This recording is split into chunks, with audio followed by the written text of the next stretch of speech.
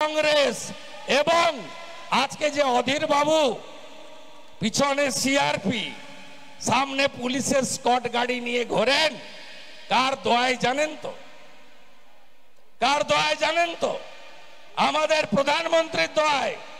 কারণ কংগ্রেসের কাছে 10% এমপি ছিল না।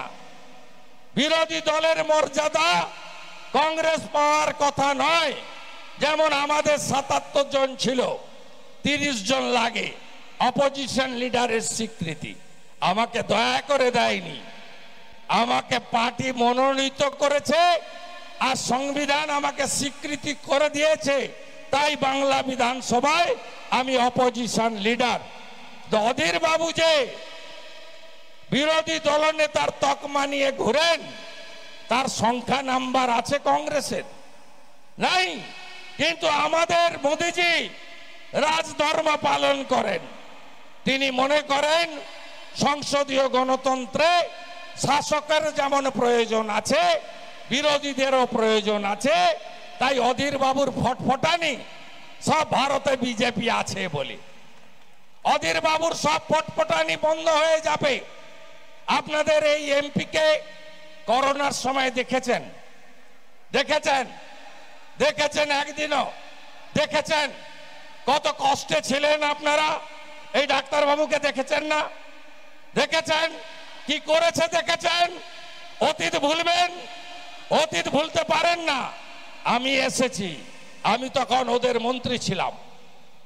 আমি এসেছি সিএ কে এনআরসি বলে আমাদের অমরপুরে ঔরঙ্গাবাদে মা কালীর মন্দির ভাঙলো। তারপরে জঙ্গিপুরে 68টা দোকান তছনছ করলো এই সিদ্দিকুল্লাহর বাহিনী। বেলডাঙ্গা পুরো স্টেশনকে আগুন লাগালো, রেজিনগর স্টেশনকে আগুন লাগালো, হাজারদুয়ারি এক্সপ্রেস আগুন লাগিয়ে পোড়ালো। সেদিন অধীর চৌধুরীকে দেখেছেন? অধীর চৌধুরীকে দিল্লিতে বসে ছিল, একদিনও আপনাদের কাছে আসেনি। এই অধীর চৌধুরী আপনাদের কাছ থেকে গতবারে সনাতনীরা সাপোর্ট না করলে দিল্লি যাওয়া হতো না, হ্যাঁ কি না? বলেনি আমি তোমাদের রক্ষক? আর এখন জালসাতে গিয়ে কি বক্তৃতা করতে শুনছেন তো? বাংলাদেশ থেকে এখন বক্তা আনতে হবে না, এখন নতুন বক্তা হয়েছে অধীর চৌধুরী। আর আমি এই সংখ্যালঘু মুসলিমদেরকে বলবো, জালসা মানে ইসলামিক জলসা। আপনি কেন ওদেরকে ডাকেন? ঢুকতে দেন আপনারা। আমরা তো ভাগবত কথায় অন্য ধর্মের মানুষ শুনতে পারে, তাকে দিয়ে পাঠ করাই না। আমার গীতা তো সনাতন পাঠ করবে। একই নিয়ম বাইবেলের ক্ষেত্রে, ত্রিপিটকের ক্ষেত্রে, একই নিয়ম কোরআন হাদিসের ক্ষেত্রে। কিন্তু এরা তোষণের মাস্টার, এরা তোষণ ছাড়া কিচ্ছু বোঝে না। সংখ্যালঘু পাড়ায় গিয়ে ওদের মতো কথা বলে যে কংগ্রেস আছে বলে আপনারা আছেন, আবার অন্য জায়গায় গিয়ে বলে আমার নাম অধীর চৌধুরী, আমি আছি বলে তোমরা আছো। সন্ধ্যাবেলা তোমরা স্কয়ার ফিল্ডে ঘুরে বেড়াও, তাই তো? এদের এবারে চেনার সময় হয়ে গেছে। আর সিপিএম তো বলিহারি। মোহাম্মদ সেলিমের বাড়ি কোথায়? কলকাতাতে।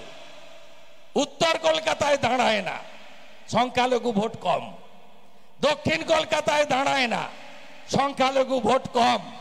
বেছে বেছে পার্সেন্টেজ দেখে মুর্শিদাবাদে 70% সংখ্যালঘু, তাই মোহাম্মদ সলিম ওখানে দাঁড়ায়। আর সিপিএম এর লোকেরা বক্তৃতা করে ইনকিলাব জিন্দাবাদ, ধর্ম নিরপেক্ষতা জিন্দাবাদ। এই হচ্ছে সেকুলারিজম। এরা তোষণের রাজনীতি করে। কে কে সমর্থন করেন?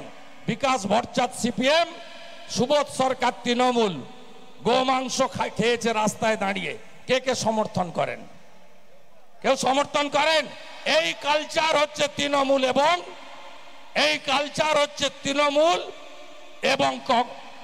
এবং কংগ্রেসের, সিপিএম এর। ভারতীয় জনতা পার্টি এই জিনিস করে না। সংখ্যালঘু প্রধান এই জেলা। আপনারা বলুন, এর আগে এনআরসি কে সিএ বলে ভয় দেখিয়েছিল, 1 মাস হলো সিএ কার্যকর হয়েছে। কার কার গেছে নাগরিকত্ব? কার কার গেছে? উত্তরপ্রদেশ, আসাম বিজেপি 18টা স্টেট রুল করে, একটা মুসলিমকে তাড়িয়েছে, নাম বলতে পারবেন? পারবেন না। ভোটের রাজনীতি বন্ধ করুন। আজকে যারা পরিযায়ী শ্রমিক হয়ে মুর্শিদাবাদের লোক গুজরাটে, মধ্যপ্রদেশে চাকরি করে, তাদের কাছ থেকে শুনে নেন কিভাবে ভারতীয় জনতা পার্টি তাদেরকে, তাদের সরকার কাজের ব্যবস্থা করেছে। নরেন্দ্র মোদী 175টা স্কিম করেছে। একটা স্কিম কোন ধর্ম সম্প্রদায়ের নামে নয়, সবার জন্য, ভারতবাসীর জন্য। ডক্টর নির্মল সাহা যেটা বলেছেন, বন্দে মাতরম যে বলবে, 26শে জানুয়ারি 15ই আগস্ট যে পতাকা তুলবে, জাতীয় সঙ্গীত যে গাইবে, তার ধর্ম, তার সম্প্রদায়, তার জাত যাই হোক, সে বিজেপি আমাদের বন্ধু, আমাদের আত্মীয়, আমরা ভাই ভাই, আমাদের মধ্যে কোনো বিভেদ নাই। মমতা ব্যানার্জি তোষণের রাজনীতি করেন, পরিবারবাদ করেন, ভ্রষ্টাচারের রাজনীতি করেন, আর মোদিজি বিকাশবাদের রাজনীতি করেন। মোদিজির স্লোগান সবকা সাথ, সবকা বিকাশ, সবকা বিশ্বাস, সবকা প্রয়াস।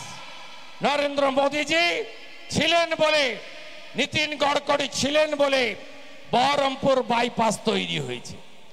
বহরমপুর জুড়ে উন্নয়নের ছোঁয়া বইয়ে দিয়েছে।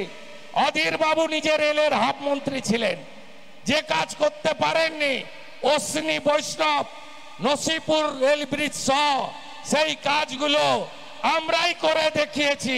বাকি নির্মল সাহাকে পাঠান দিল্লি, কিভাবে কাজ করতে হয় দেখাবো। এই জেলা অনুন্নয়নে এখনো 1 নম্বরে। এই জেলার মানুষ শৌচালয় পাননি, মোদিজির